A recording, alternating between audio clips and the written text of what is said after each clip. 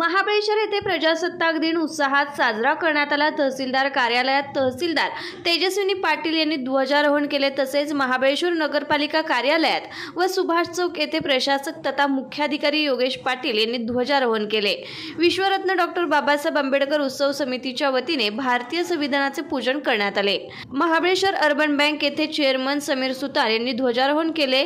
मुख्य बाजारपेठ ते पोलीस ग्राउंड इथपर्यंत महाबळेश्वरातील शाळांनी प्रभात फेरी काढली होती। पोलीस ग्राउंड येथे महाबळेश्वर येथील सर्व शाळांच्या विद्यार्थ्यांनी कवायतीचे प्रकार सादर केले। या प्रजासत्ताक कार्यक्रमात शालेय विद्यार्थी, शिक्षक तसेच माजी लोकप्रतिनिधी, प्रतिष्ठित नागरिक, राजकीय पक्षांचे पदाधिकारी, महिला वर्ग व महाबळेश्वर मधील नागरिक उपस्थित होते।